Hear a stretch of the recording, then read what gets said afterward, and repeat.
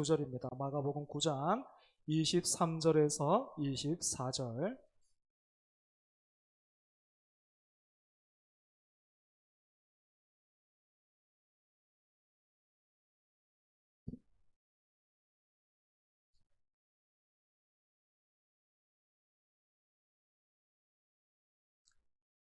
마가복음 9장 23절에서 24절 두 절 말씀 같이 우리 함께 읽겠습니다.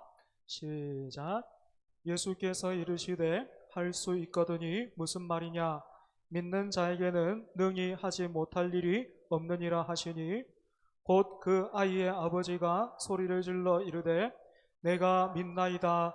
나의 믿음 없는 것을 도와주소서 하더라. 아멘. 제가 오후 말씀을 맡을 때마다 믿음에 대해서 우리 생각해 보고 있습니다. 두 번에 걸쳐서 살펴봤던 그 내용 간략하게 한번 복습해 보겠습니다. 믿으면 됩니다. 믿음만 됩니다. 그 말에서 믿음은 우리의 지적인 동의나 개인의 신뢰와 확신의 정도를 말하는 것이 아니고 그리스도의 순종을 가리키는 것이다 했습니다. 때문에 이렇게 우리가 믿음을 생각한다면 먼저 믿은 우리는 예수 그리스도 외에 다른 것을 자랑할 수 없게 되죠. 그죠? 두 번째로 살펴본 내용은 행함이 없는 믿음은 죽은 믿음이다 라는 것이었습니다. 이 부분에서 우리는 믿음을 크게 구원에 이르는 믿음과 살아있는 믿음, 다시 표현해보면 살아내는 믿음이라고 할까요? 이렇게 두 부분으로 구분했습니다. 여기에서 주의해야 할 것이 있다 했죠. 그죠? 실제로 믿음이 이렇게 칼로 딱 나누듯이 두 부분으로 이렇게 나누어져 있는 것이 아니고 이건 우리의 이해를 위해서 설명을 위해서 이렇게 말하는 것이지 실제로는 믿음이 이렇게 나누어져 있지 않다. 하나다라는 것 우리가 잘 기억해야 할 것입니다. 구원에 이르는 믿음은 어떻게 구원을 받게 되는가?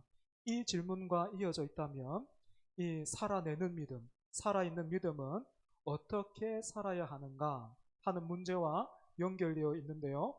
예수님을 구주로 고백하는 우리 어떻게 살아야 합니까? 어떻게 살 때 세상과 이웃으로부터 살아있네 그런 말 들을 수 있겠습니까? 거룩해야 합니다. 독일계 미국인 여자 선교사님 중에 쉐핑이라는 분이 계십니다. 이분에게 우리나라 이름도 있어요. 서서평. 대부분 그 외국인 선교사님들이 자기 이름, 그 자기 이름을 우리나라식으로 어떻게 이렇게 발음하기 쉽게 해서 우리나라 이름을 짓기도 했는데 아마 이 쉐핑 이 선교사님도 마찬가지였던 것 같아요. 그래서 서서평 이런 우리나라 이름도 갖고 계신데 이분이 나 환자를 돌본 그 일로 굉장히 기록에 그리고 또 유명한 분이신데 굉장히 검소하셨어요. 이분에게 많은 그 제자들이 있었는데 이 서서평 선교사님이 남긴 말 중에 이런 말이 있어요. 성공이 아니라 섬김이다. 이 말 이 서서평 선교사님이 남겼습니다. 이 서서평 선교사님이요 1930년대에 돌아가셨어요. 그러니까 이미 돌아가신 지 근 100년 정도 돼가죠. 그죠? 하지만 이분의 삶과 또 그 삶에서 기로 올린 말은 성공이 아니라 섬김이다. 이 말은 남아서 지금도 어떻습니까? 마치 살아있는 사람처럼 일하고 있죠. 그죠? 이것이 이제 살아있는 믿음이다. 우리가 생각할 수 있을 겁니다. 복습은 여기까지 하고요. 오늘 본문을 통해서 두 가지 한번 생각해 보려고 합니다. 하나는 믿고 있는데 이 믿음이 왜 이렇게 흔들리는가 하는 것이고 다른 하나는 믿는 자에게는 능히 하지 못할 일이 없다. 우리 주님 그렇게 말씀하셨는데 이 말씀이 무슨 뜻일까라는 것입니다. 본문 우리가 마가복음 9장 읽었는데요. 다 읽지는 않았습니다. 다 읽지는 않았기 때문에 이 본문의 내용과 흐름을 먼저 생각해 보겠습니다. 예수님이 12제자 중에서 베드로와 야고보, 요한 이 세 명 따로 데리시고 산에 올라가셨습니다. 그 산에서 예수님은 영광스러운 모습으로 변화되셨고 그때 호련히 모세와 엘리야가 나타나는데요. 그 모세와 엘리야와 더불어서 우리 주님이 이제 곧 당하실 그 죽으심에 대해서 말씀하셨습니다. 갑작스럽게 예수님이 이렇게 변화하셨고 영광스러운 모습으로 변화하셨고 또 모세, 엘리야 이렇게 막 나타났으니까 눈앞에서 그 광경 보고 있던 그 베드로와 다른 두 제자 어떻게 했습니까? 넋이 나가버렸어요. 그런데 이렇게 산 위에서 영광을 경험했던 그 이 세 명의 제자들과는 다르게 산 아래에 있던 다른 제자들은 그 시간에 굉장히 당혹스러운 그런 시간을 보내고 있었습니다. 한 남자가 아들을 데리고 예수님을 찾아왔는데 알고 보니까 이 사람에게 귀신 들린 아들이 있는데 이 아버지와 아들이 어디 출신인지는 알 수 없지만 짐작컨대 예수님 찾아오는 그 길이 쉽지는 않았겠죠. 그죠?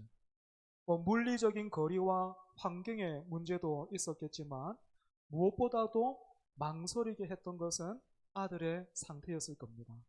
언제 어떻게 귀신이 또 아들을 사로잡을지 또 그렇게 되면 이 아들 얼마나 힘들어하고 또 상하게 될지 또 그 가는 길 중에 그런 일들이 생기면 그런 모습을 지켜보고 있는 사람들 그 눈초리 그 말들 그 입들 생각해 보면 예수님 계신 곳에 비록 멀지 않은 곳에 이 부자가 있었다 하더라도 찾아오는 일 굉장히 간단한 일이 아니었을 거예요.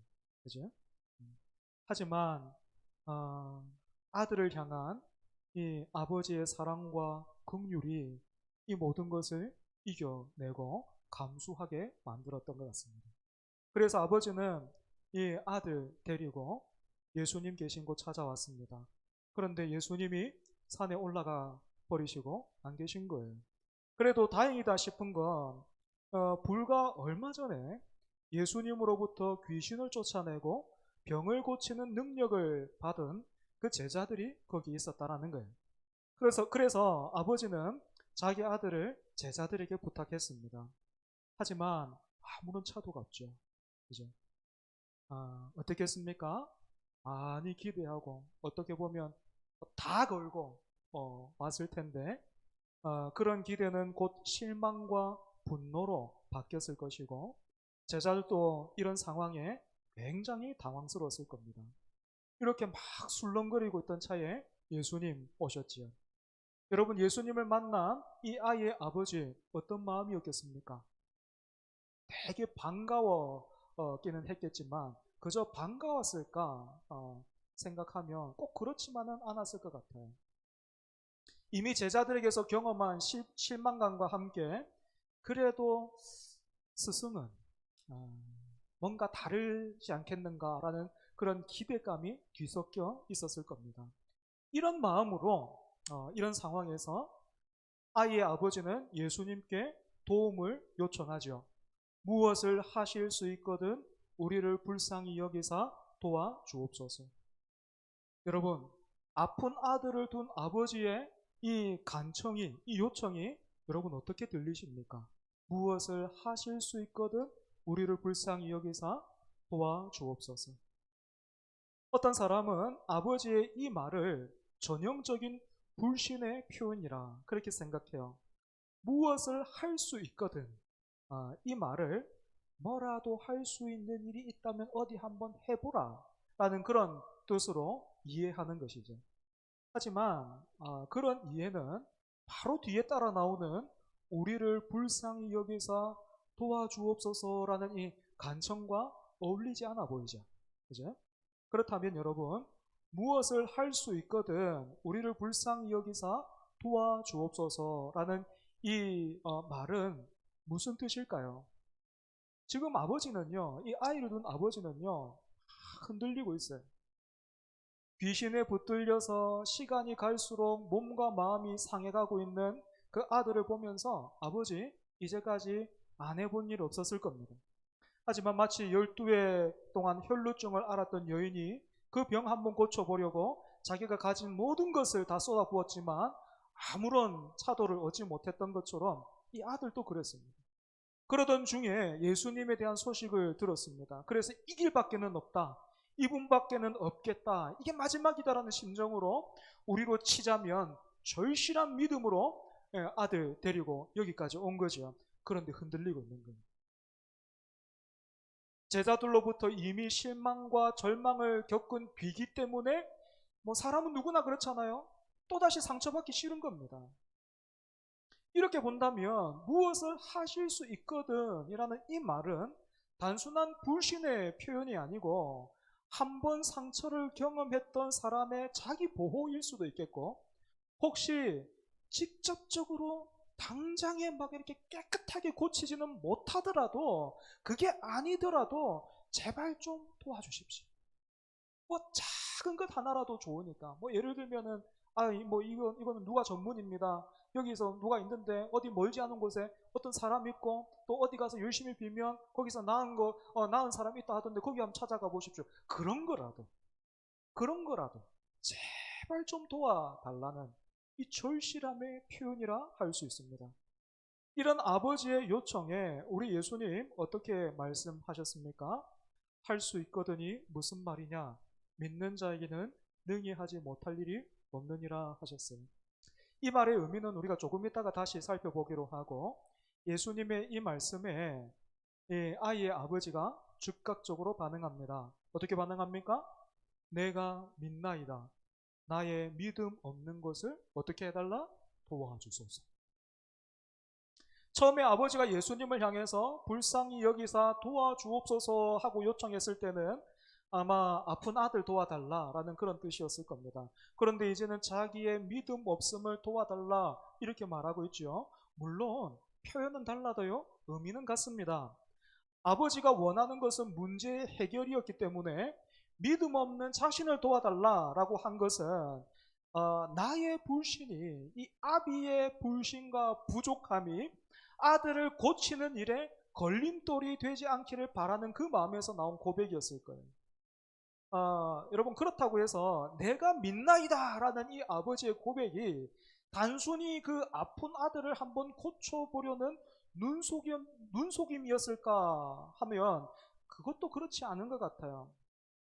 앞에서도 말씀드렸지만 이 아버지가 이 아픈 아들 데리고 나왔던 그 과정들을 우리가 한번 생각해 보면 그런 그 막 얄팍한 어떤 속임수나 눈속임이 있었을 것이다 이렇게 주장하는 데는 무리가 따라요.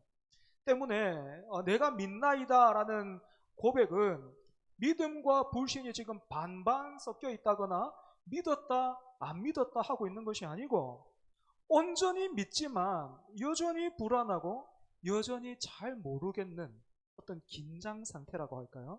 그런 상태를 가리키는 겁니다. 예수님을 내가 잘 몰라요. 이제 막 왔잖아요. 소문만 들었잖아요. 직접 만나는 거 처음이란 말입니다. 예수님을 잘 몰라도 뭘 믿습니까? 예수님밖에 없다는 건 믿어요. 하지만 그게 전부예요. 그것 말고는 무엇을 더 어떻게 해야 할지, 또 무엇을 할 수 있는지 아무것도 모르겠는, 어떻게 보면은 그 참 예수님께 간청하는 거 그거 말고는 뭐 다른 게 할 수 없는 어떤 그 무기력하고 답답한 아버지의 마음이 이렇게 지금 표시되고 있는 거예요. 표현되고 있는 겁니다. 그리고 그런 자신을 보면서 막 어떻게 그 아들을 사랑하지만 아들을 고치고 싶지만 그렇게 할 수 있는 능력이 나한테는 없고, 이분이 할 수 있다는 것은 믿는데 내가 더 뭘 어떻게 해야 될지, 그런 자신을 보면서 지금 예수님께 간절하게 손을 뻗고 있는 그 고백이 바로 내가 믿나이다. 나의 믿음 없음을 도와주소서. 이렇게 말하고 있는 것입니다. 계속해서 내가 당신을 신뢰할 수 있도록, 또 내가 무엇을 해야 하는지 또 할 수 있는지를 알 수 있도록 제발 나를 좀 붙들어 주십시오. 이렇게 요청하고 있는 것입니다. 아버지의 이 요청에 예수님은 아들에게서 귀신을 쫓아내 주셨습니다. 여러분, 그래서 그 뒤부터요, 이 아들이 고침받고 나서요, 이 아버지와 아들이 마치 동화처럼 그때부터 행복하게 잘 살았대요. 여러분, 그렇게 살았을까요? 아닐 거예요. 아닐 거예요. 아마 이 일 뒤에도요, 이 부자는, 이 아버지와 아들은 수없이, 셀 수 없이 많이, 자주자주, 내가 믿나이다, 나의 믿음 없음을 도와주소서 하는 이 고백을 해야만 했을 겁니다. 믿음을 단순한 지적인 동의로만 생각하면 믿으면 믿는 거고 안 믿으면 안 믿는 거지, 믿지 않는 것, 불신을 도와달라는 이 말 이해할 수 없죠. 하지만 믿음을요, 인격적인 신뢰, 인격적인 관계로 본다면 다릅니다. 바다에 떠 있는 배는 언제나 파도의 영향을 받게 되죠. 아무리 큰 배라도요. 마찬가지로 우리 역시도 믿음으로 살고자 하지만, 믿음이 있지만 어떻습니까? 세상의 파도에 영향을 받아요. 그래서 어떤 때 막 우리가 막 멀미를 느끼잖아요. 그죠? 그래서 어떤 때는 막 더 막 바다가 흉흉해지고 세상이 흉흉해지고 그렇게 되면 어떻게 됩니까? 불안해지기도 하고 위축되기도 합니다. 그 베드로가 그 바다 위를 걷다가 빠져 들어간 것처럼. 이런 자신의 모습을 보면 나는 안 된다. 나는 믿음이 없는 것 같다라는 그런 생각이 절로 들죠. 저도 그래요. 하지만 여러분, 그렇지 않습니다. 믿음이 없기 때문에 흔들리고 불안하고 위축되는 것이 아니고, 우리가 믿음이라는 배를 타고 세상을 항해하고 있는 중이기 때문에 그렇습니다. 여러분, 서로 다른 두 사람이 만나서 결혼식만 올리면 그 뒤부터는 저절로 잘 살아지는 것이 아닌 것처럼, 또 결혼은 혼자 살던 삶을 청산하고 둘이 하나 되는 삶을 시작한다는 그 의미에서 결혼은 끝과 새로운 시작이라는 의미가 있듯이, 여러분, 믿음 또한 그런 것입니다. 신앙생활도 그런 것이죠. 그래서 우리는 이 땅에서 수없이 많이 내가 믿나이다, 나의 믿음 없음을 도와주소서라는 그 고백을 드리면서 살아가게 되는 것이고, 또 그 고백이 필요하고요. 그렇게 고백해도 우리 주님 꾸짖지 않으시는 것입니다. 두 번째로, 믿는 자에게는 능히 하지 못할 일이 없다 하신 이 말씀의 의미 한번 생각해 보겠습니다. 이 말씀은 종종 믿으면 무엇이든지 할 수 있고 또 얻을 수 있다라는 그런 식으로 해석되고 있지만, 여러분, 그렇지 않습니다. 예수님이 아픈 아들을 둔 아버지에게 어떤 상황에서 이 말씀하셨는지 여러분 다시 한번 보십시오. 무엇을 하실 수 있거든 우리를 불쌍히 여기사 도와주옵소서라는 요청에 예수님은 할 수 있거든이 무슨 말이냐? 있는 자에게는 능히 하지 못할 일이 없느니라 하셨습니다. 예수님의 이 말씀이, 나는 지금 준비가 되어 있는데, 나는 고칠 준비가 되어 있는데 당신이 안 믿고 있어서 나는 내가 지금 못하고 있다, 여러분, 그런 말로 들리십니까? 그게 아니에요. 그러면 무슨 뜻일까요? 앞에서도 말씀드렸다시피 이 아버지가 한 말 중에 할 수 있거든, 이 부분이 굉장히 불편하죠. 그죠? 불편하게 생각하는 분들이 있습니다. 예수님께 감히 할 수 있거든이 이 뭐냐는 거죠. 이게 무슨 말버릇이냐는 거죠. 하지만 여러분, 겟셋마네 동산에서 예수님이 기도하셨던 거 한번 생각해 보십시오. 그때 예수님 어떻게 기도하셨습니까? 네, 아버지 할 수 있거든. 그죠? 할 수 있거든 이 잔을 내게서 옮겨달라. 예수님도 그렇게 기도했어요. 이번 휴가 때 딸이 평소에 참고로 제 휴가가 가족들한테 죄를 속하는 주간이거든요. 대속죄일입니다. 그 평소에는 어딜 제가 뭐 가도 되는데, 사실은 어디 이렇게 좀 다녀와도 되는데 뭐 설교 준비한다라는 그 좋은 핑계가 있어서 내가 잘 안 움직여요. 거의 안 움직여요. 그래서 휴가 아니면 휴가 때 이제 쟤를 이제 확실하게 속해야 되는데, 아, 휴가 때 이제 딸이 평소에 가고 싶었던 그곳 이렇게 핸드폰으로 검색해서 보여주면서 저에게 이렇게 물어요. 아빠, 여기 가줄 수 있어? 여러분 좀 어거지 같기는 하지만 오늘 본문의 표현대로 하자면 딸이 저한테 이렇게 묻고 있는 거예요. 아빠, 하실 수 있거든 여기에 나를 데려다 줄래요? 여러분 지금 딸이 저에게 묻고 있는 게 뭡니까? 제 능력을 의심하고 있는 거예요? 아빠가 여기에 데려다 줄 수 있는지 없는지 그거 한번 보자는 거예요? 그렇지 않죠. 지금 딸이 묻고 있는 건 뭡니까? 제 의지잖아요. 그죠? 제가 의지를 가지면 가는 거예요. 여러분 마찬가지로 믿는 자에게는 능히 하지 못할 일이 없느니라 하신 예수님의 말씀은 자기 앞에 있는 그 아버지와 그 아들 뿐만 아니라 그 주변을 둘러싸고 있던 그 제자들을 이 참 언제까지 가르쳐야 될지 너무 답답하다 하시면서 그렇게 책망하고 계신 것이 아니고 할 수 있거든이 무슨 말이냐 이 말은요 이런 말이야. 내가 어찌 너희를 긍휼히 여기지 않겠느냐. 나는 내 목숨을 단지 너희를 가르쳐주고 너에게 신기한 일들을 보여주고 그러기 위해서 이 땅에 온 것이 아니라 나는 내 목숨, 내 전부를 주려고 이 땅에 왔다. 내가 나의 모든 것을 주기 위해서 이 땅에 너희 곁에 왔다는 것을 너는 믿을 수 있겠느냐 하시는 거예요. 때문에 믿는 자에게 능히 하지 못할 일이 없느니라 하신 이 말씀은 그리고 이 말씀뿐만 아니라 결이 비슷한 말씀이 또 있죠. 신약성경 딱 넘어가면 빌립보서 4장 13절 뭡니까? 내게 능력 주시는 자 안에서 내가 모든 것을 할 수 있느니라 하신 이 두 말씀은 우리 삶을 내가 믿기만 하면 원하는 대로 바꿀 수 있는 어떤 도깨비 방망이 같은 그런 말씀이 아니고 무슨 말씀이에요? 우리를 향한 주님의 사랑을 말해주고 있어요. 우리는 고난을 만날 때, 어려움들을 만날 때, 겪게 될 때, 제일 먼저 어떻게 묻습니까? 왜? 라고 물어요. 왜? 그리고 빨리 터널을 통과하고 싶은 마음에 어떻게도 묻게 되죠. 그죠? 하지만 여러분, 그렇게 우리가 믿음이 있기에 또 신앙을 가지고 있기 때문에 어려움을 딱 이렇게 어떤 상황이 딱 되면 그렇게 막 엎드려서 하나님 왜? 하나님 어떻게? 빨리 좀 막 이렇게 하잖아요. 그죠? 그렇게 기도하고 기다리고 있을 때 여러분 어떻던가요? 하나님이 여러분 원하는 답을 주시던가요? 여러분이 듣고 싶어하는 그 답, 바라는 답 그 주시던가요? 저는 안 그렇더라고요. 저는 안 그래요. 하나님은 대부분 어떻습니까? 우리가 원하는 답 안 줘요. 제가 말씀드렸잖아요. 저 신대원 재수했습니다. 한번 딱 떨어지고 나가지고 이 길이 내 길인가 아닌가 그거 하나님 앞에 적어도 한번 물어야 되겠다 싶어가지고 이 금식은 죽기보다 싫어하는데 일주일 금식했어요. 그 중에 3일은 물도 안 마셨어요. 물었던 거 딱 두 가지. 신대원 갈까요 말까요?